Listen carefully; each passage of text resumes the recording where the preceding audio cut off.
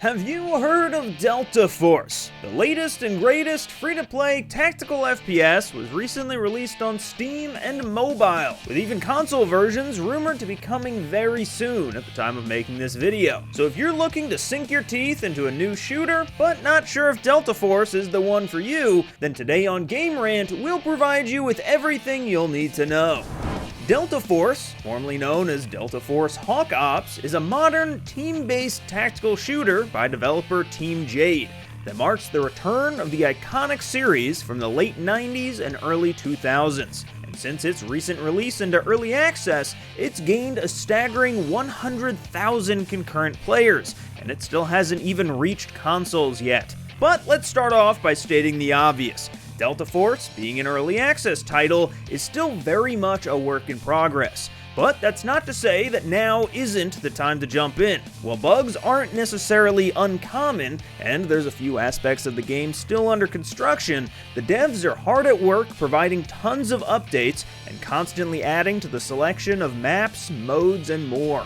The basic Delta Force experience can be broken down by the 3 distinct game modes that you can choose between when first loading into the game. First is the aptly titled Warfare, which is described as battles across land, sea, and air in epic 32v32 PvP combat, featuring a wide range of vehicles and tactical gear. Now this is most similar to a Battlefield game, where you and your squad enter into a massive map and are tasked with an objective based on whatever the game type is, ranging from the standard attack and defend mode, which sees you capturing control points and exhausting the enemy lives, to a more focused King of the Hill type experience. From there, by playing in public matches, you'll earn XP, which will level you up, and you'll slowly upgrade your arsenal, with plenty of weapons, attachments, equipment, operators, and vehicle upgrades. The second main game mode in Delta Force is called Operations, and this is a squad-based extraction shooter,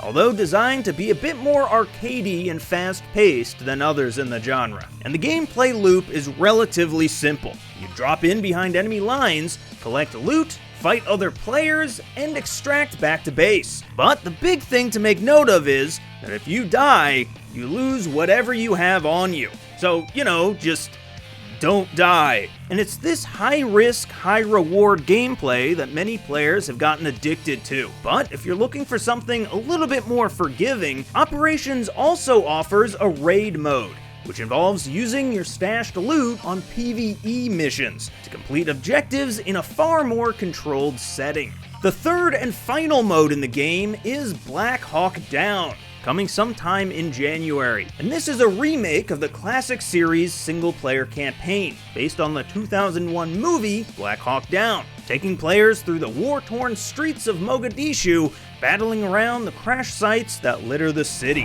Now, as a game with so many different aspects to it, you may be wondering what the future of Delta Force holds. Well, they seem to be following the traditional seasons structure that many other live service games offer, offering new maps, modes, weapons, and operators to hook players and keep the game feeling fresh, including a newly revealed 3v3v3 mode in Operations, and plenty of new levels in Warfare and Raids. And also along the same vein as other titles, Delta Force offers microtransactions, like bundles and a battle pass for those who want to support the game and get some cool cosmetics in the process. Thankfully, however, Team Jade has stated that they're committed to having no pay-to-win elements in their game, and that development is driven by community feedback first. A stance that much of the community seems to appreciate, as Steam currently shows a mostly positive reviews score, with most players praising the PvP modes for how well it replicates the feeling of the original titles, as well as the classic Battlefield formula, plus talking up the extraction shooter mode as a casual alternative to games like Tarkov, with the main drawbacks to the game, at least according to negative reviews, being centered on the game's anti-cheat, which can be a bit intrusive onto your game's system, and reportedly isn't the best at actually banning cheaters. A feature, however, that the developers seem to be actively working on addressing.